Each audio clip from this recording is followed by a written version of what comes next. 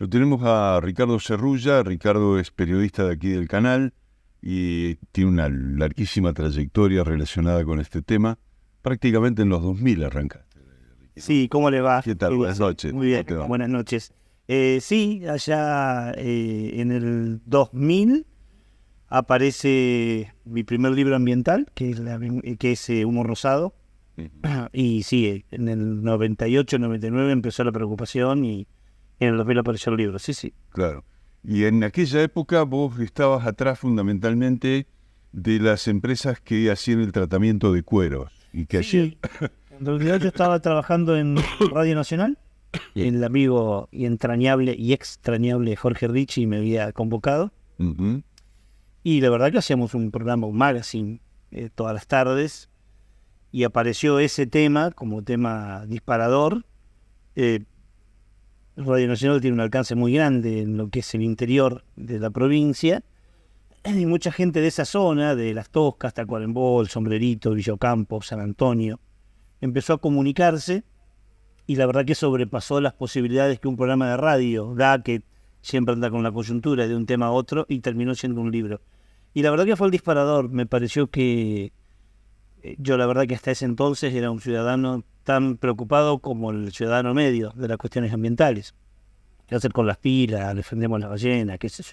No más que eso. Y en todo este recorrido, en estos años, que no son pocos, estamos hablando de casi 25 años, Sí, sí. ¿has visto un cambio en la sociedad respecto de esto que estás hablando, de las pilas y todo? ¿Hay conciencia? Yo creo que sí. Yo creo que sí. Yo siempre digo lo mismo, pero hace un par de décadas atrás era impensado esto. Era impensado también que esta noche, cuando yo me junte con mis amigos de la Peña, el tema salga, o que una sobremesa, o que yo vaya a una verdulería y la señora con el bolso esté preguntándole al verdulero si esa lechuga es agroecológica o tiene químicos. Si me preguntás si me gustaría que la cosa sea más rápido, sí, me gustaría que sea más rápido, pero creo que hay hasta desde ciertas políticas públicas, que también me gustaría que sean más profundas, hay un interés y una preocupación que hace un par de años atrás no existía. Hace días atrás, hace un tiempito, desde la ONU dijeron que el planeta está en ebullición. Sí, hay un par de datos que, si bien la cosa ya era preocupante, se pone más preocupante. Miren, el 3 de julio fue el día en el que el planeta tuvo la mayor temperatura. O sea, a ver, si le tomáramos la fiebre del planeta, no estoy hablando del calor en el clima, ¿cuánto medía la temperatura del globo terráqueo? 17.18 grados Celsius o centígrados, que es lo mismo. Y el récord lo teníamos en el 2016 con 16.92. Esto quiere decir que el planeta cada vez está más caliente en el sentido literario de la palabra. Y se supone que estamos transitando la época más cálida. ¿Cuándo empezó a medirse la temperatura mundial? Allá por la década del 40. Del 40 a hoy nunca hubo una temperatura tan cálida como la que tenemos hoy. Pero algunos científicos dicen que esta puede llegar a ser la temperatura más grande desde los orígenes del nacimiento del planeta. ¿Y cómo lo saben? Bueno, hay un trabajo de sacar información del núcleo del hielo, de los hielos y de los arrecifes de coral, y a partir de ahí conocer la temperatura para atrás. Bueno, nunca como antes hizo tanto, pero tanto calor, y por eso Gutiérrez, que es el secretario general de Naciones Unidas, dijo, ya pasamos la catalogación de crisis climática o calentamiento global para llamarlo que estamos en ebullición. La Tierra está hirviendo. Sabes que a mí me llamó poderosamente la atención. Nosotros lo vivimos acá el verano pasado. Tuvimos temperaturas muy altas durante un espacio prolongado. Pero las olas de calor en Europa han sido en este año terribles. Realmente han sido terribles.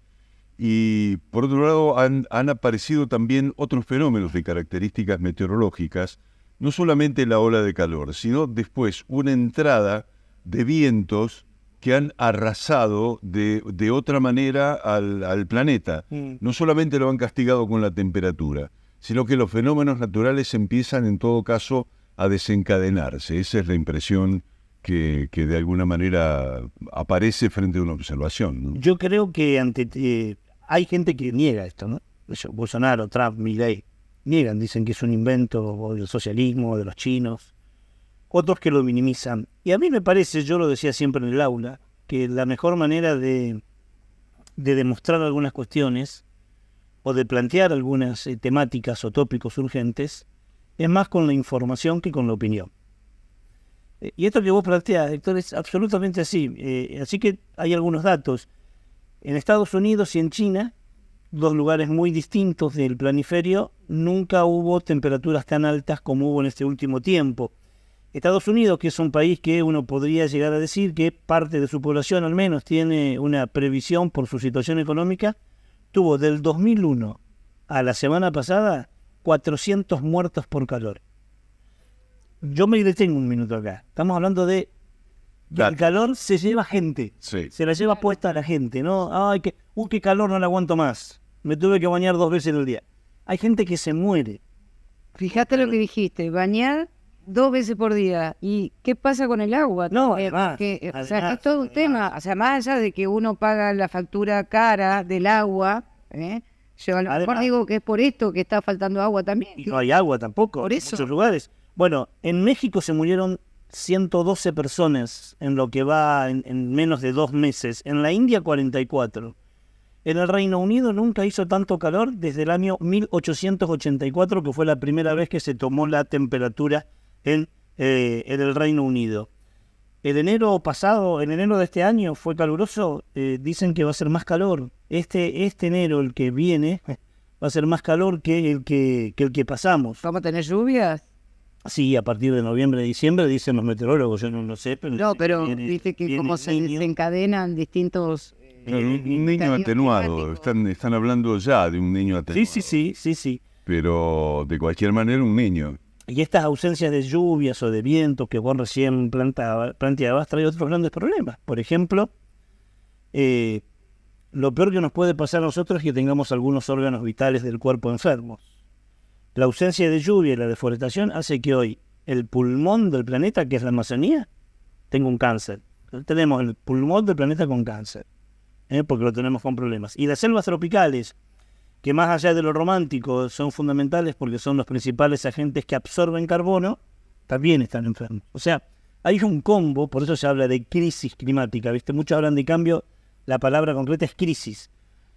Hay un combo de crisis climática por vientos, lluvia, calor, sequía, niño, niña, que genera realmente una anarquía que la estamos pagando con vidas. Y en los países menos desarrollados, obviamente, se paga mucho más. Claro, hay un escenario posible en todo caso, y lo vamos viendo porque se empieza a registrar de absolutas situaciones trágicas alrededor del tema del comportamiento del clima.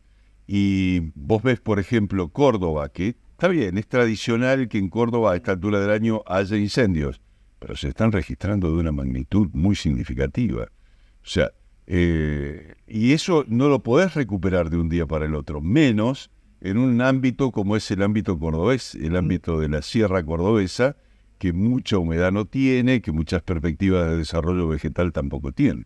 Esto lo sabíamos, ¿eh? Nadie puede decir que nos toma por sorpresa. En el 2015, o sea, hace 8 años.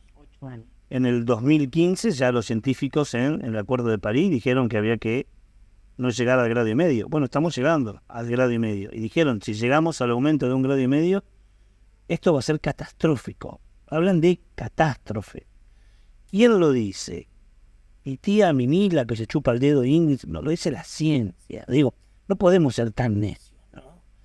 Lo dicen científicos de diferentes partes del mundo, de diferentes ideologías. Entonces, me parece que tenemos que parar un poco la mano porque esto tiene una causa. No es que es la 8ª plaga de Egipto. No es que Dios se enojó con nosotros y nos estamos haciendo muy mal las cosas, y tenemos que repensar, como pasa cada vez que uno entra en algún panorama de crisis, ¿Qué hacemos? ¿Qué modificamos? ¿Cómo hacemos? Yo lo digo siempre, esto no significa vivir como el siglo XVIII. Nadie está planteando resignar confort, ni mucho menos, sino es qué comemos, qué hacemos, qué energía generamos. Es un paradigma nuevo que nos pone a la humanidad a pensar, porque en esto se nos va la vida. Bueno, lo que dicen los científicos con respecto al tiempo que nos queda para llegar a ese 1,5 grados de aumento de temperatura, se estaba pensando en que iba a ser en 10 años o en 15 años, y resulta que ahora se adelantó la fecha al 2026. Así es. Estamos a 3 años. acá nomás. A nada. Es mañana, en 2026. Digo, los que ya tenemos la barba blanca y el pelo blanco, hace un par de años atrás hablábamos de se nos viene. Bueno, ya llegó. Ya está con nosotros. Tenemos que evidentemente hacer algo porque es urgente. Y de hecho, hay una frase, hay un nuevo término que se llama punto de no retorno. Nosotros ya estamos en un punto de no retorno. No lo digo yo, lo dice la gente que sabe. ¿Qué quiere decir esto? Que el mundo tal cual lo concebimos no lo vamos a tener más. No lo vamos a tener más.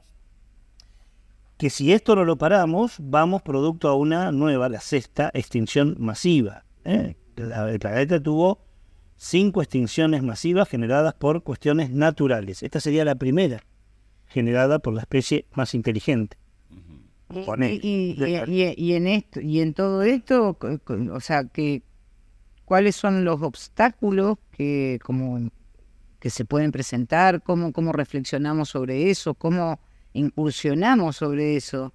Con este estadio que vos decís que estamos hablando, ¿tenés visto algo? ¿Has visto si hay algún tipo de estudio, algún tipo de divulgación respecto de cómo?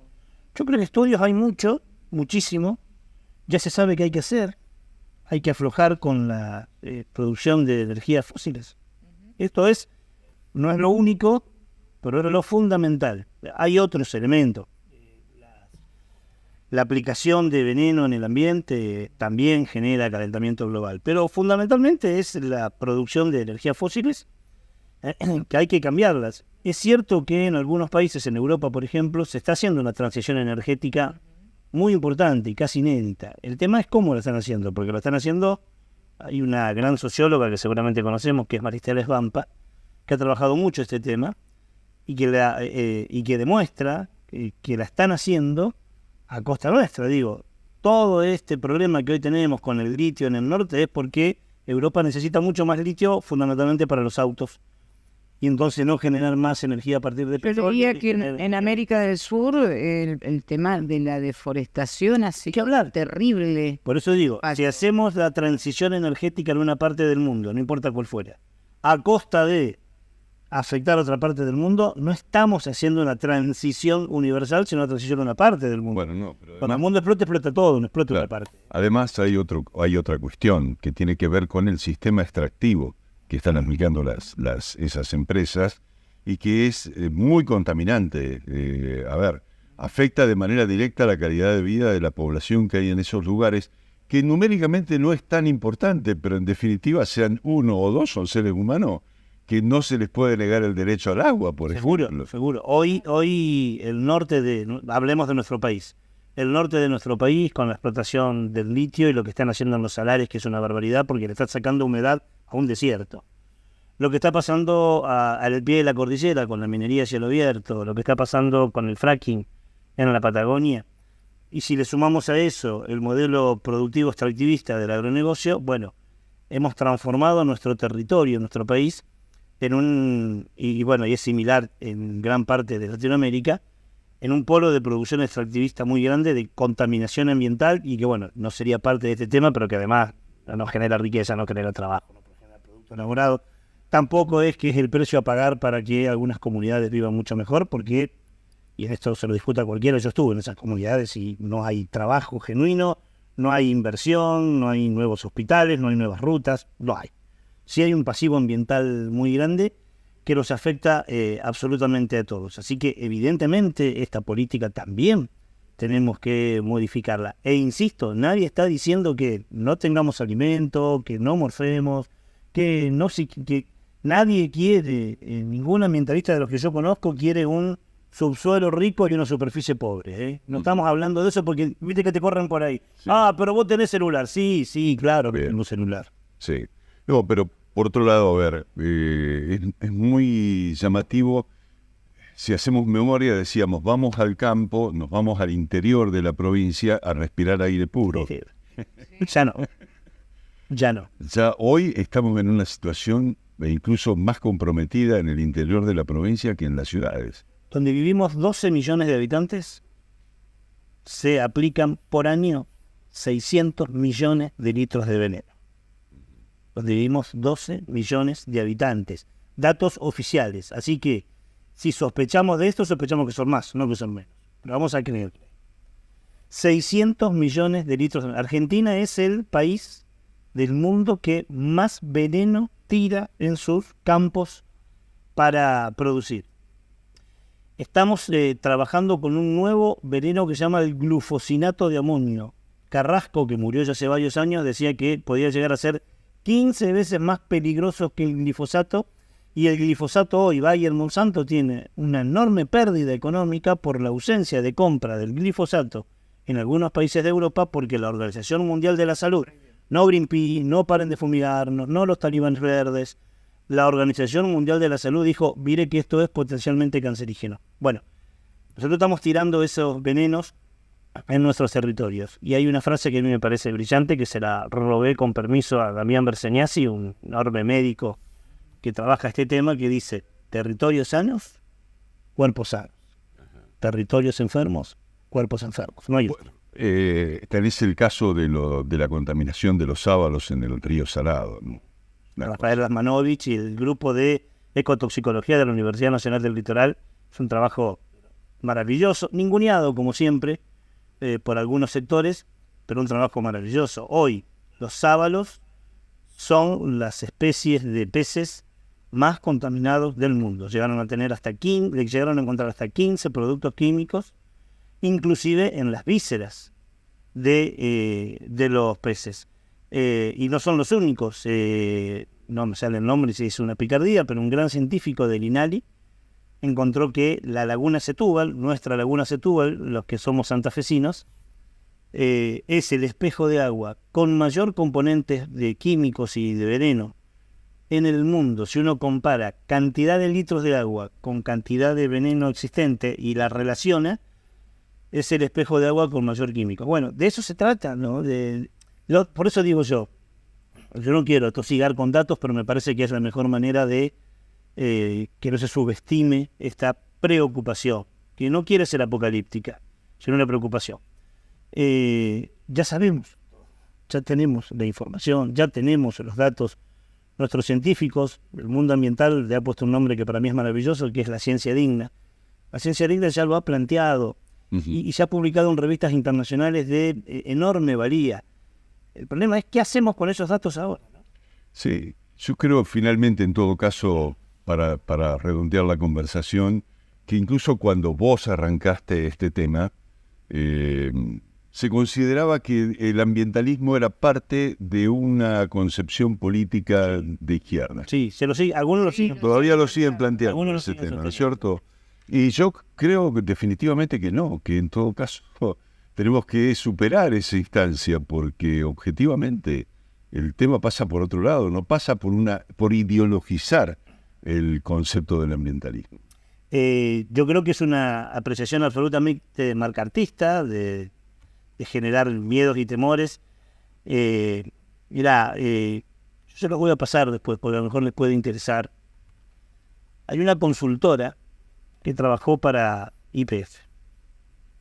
Y esa consultora le dio elementos para que YPF pueda informar de alguna manera para torcer la voluntad de la población del sur que no está de acuerdo con algunas explotaciones de fracking y de vaca muerta. En esas cosas que dice la consultora aparecen términos realmente, y estoy hablando con periodistas y locutores, muy preocupantes, como hay una guerrilla ambiental que está en esto. Y le dice la consultora, miren, la gente no quiere. Lo que hay que hacer es tener periodistas adictos y amigos para que con supuestas pastillas informativas, y estoy siendo textual, puedan torcer la opinión de la población. O sea, que no hay licencia social, que ese es el término. No hay licencia social, está claro. Locompuy y Esquiel fueron las únicas dos localidades donde hicieron plebiscito para ver si estaban de acuerdo o no de acuerdo con algunas explotaciones, y más del 80% de la población le dijo que no. La cantidad de gente que camina por los territorios diciendo no queremos más esto, en Mendoza, en Hachal, en Famatina, está clarísimo. En los pueblos fumigados, en todos los pueblos fumigados hay organizaciones. O sea, está clarísimo que no puede pasar. Decir que pertenece a la izquierda, al centro, a la derecha, a los cristianos, a los mormones, es primero una simplificación macartista, pero además no tiene nada que ver con la realidad.